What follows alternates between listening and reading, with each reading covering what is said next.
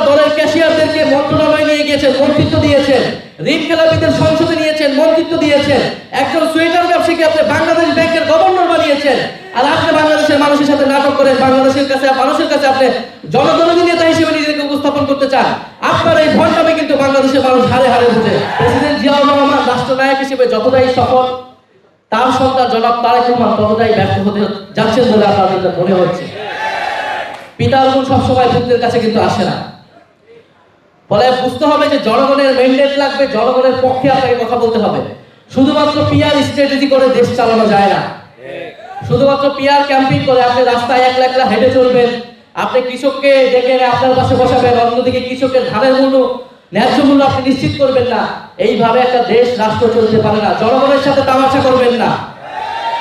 যদি দেশ পরিচালনা করতে হয়, জনগণের সাথে যে কমিটমেন্ট করা হয়েছে, জুলাই গণঅভ্যুত্থানে যে কমিটমেন্ট করা হয়েছে, জুলাই সনদে যে কমিটমেন্ট করা হয়েছে, অক্ষরে অক্ষরে তা বাস্তবায়ন করুন। কোন পরাশক্তির লেজ ধরে আপনি বাংলাদেশের রাষ্ট্র সরকার পরিচালনা করতে পারবেন না।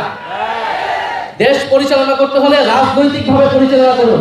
আর যদি পিআর করতে চান, পিআর স্ট্র্যাটেজিস্ট হইতে চান, তাহলে নাটক করুন, সিনেমায় যান, থিয়েটারে যান। বাংলাদেশ সরকার পরিচালনা করার প্রয়োজন নাই আপনার।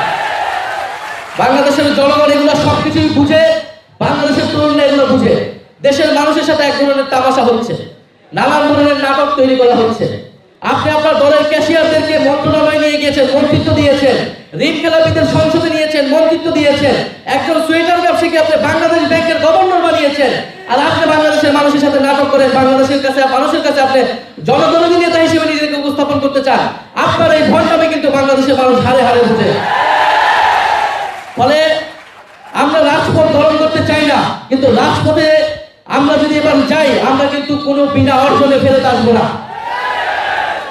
সরকার, অন্তর্বর্তী সরকারের সময় বারবার বলেছে রাজনৈতিক সরকার হলে দেশে আইন শৃঙ্খলা পরিবেশ ঠিক হবে। আইন শৃঙ্খলা পরিবেশ কতটুকু ঠিক হয়েছে আপনারাই বলুন। আমাদের বোনেরা, মা বোনেরা কি নিরাপত্তা পাচ্ছে? মা বোনেদেরকে ধর্ষণ করা হচ্ছে, বিভিন্ন জায়গায় নির্যাতন করা হচ্ছে, তারা ফিজিংয়ের শিকার হচ্ছে। চুরি, ছিনতাই সবকিছু অন্তর্বর্তী সরকারের থেকে কয়েক গুণে এই বর্তমান সরকারের সঙ্গে গত 2 মাসে বৃদ্ধি পেয়েছে। এবং মাদক থেকে শুরু করে সবকিছু বৃদ্ধি পেয়েছে, যার সাথে এই বর্তমান সরকারের দলীয় নেতাকর্মীরা সংশ্লিষ্ট রয়েছে। আর স্বরাষ্ট্রমন্ত্রী তিনি বসে বসে সংবিধানের কথা বলে যাচ্ছেন, আইন কানুন আমাদেরকে শিখিয়ে যাচ্ছেন। ফলে বলবো, যার যেই মন্ত্রণালয় আপনারা নিয়েছেন, আপনারা আপনাদের দায়িত্ব ঠিকভাবে পালন করুন। দায়িত্ব পালন করতে না পারলে আপনারা দায়িত্ব ছেড়ে দিন। আপনারা অন্তর্বর্তী কোনো নির্বাচন যাতে বাংলাদেশে প্রয়োজন হবে কিনা, এটা কিন্তু আপনাদের পারফরমেন্সের উপর নির্ভর করবে এই বর্তমান সরকারের। ফলে আমি আবারও বলবো, আমাদের আইন শৃঙ্খলার পরিবেশ খুবই নাজুক এবং মবের বিরুদ্ধে এই বর্তমান সরকারের কত বড় বড় কথা আমরা শুনছি। অথচ সেদিনও একটা বাজারে, মিরপুরে একটা বাজারে হামলার চেষ্টা হয়েছে। স্বরাষ্ট্রমন্ত্রীর বক্তব্য কোথায় এই বিষয়ে?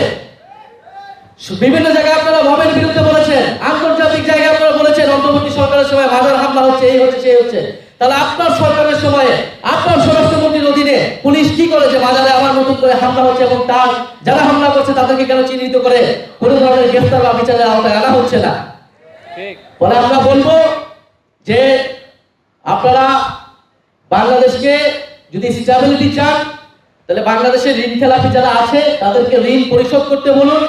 আপনাদের ক্যাশিয়ার যাদেরকে মন্ত্রিত্ব দিয়েছেন তাদেরকে মন্ত্রিত্বকে সরিয়ে, আমরা বিশ্বাস করি আপনাদের দলে এখনো কিছু ভালো লোক আছে, এখনো কিছু খালেদা জিয়া, জিয়াউর রহমানের অনুসারী আছে, সৎ ব্যক্তি আছে, তাদেরকে মন্ত্রণালয় দিন। আর যদি সেটাও ব্যর্থ হন, তাহলে আমাদেরকে বলুন, আমরা সাজেশন দেই, আপনারা তাদেরকে নিয়ে দেশটা পরিচালনা করুন। কিন্তু বাংলাদেশের জনগণের কোনো ভোগান্তি আমরা চাই না, দেশটাকে অন্য কোনো পরাশক্তির কাছে বন্ধক দিতেও আমরা চাই না।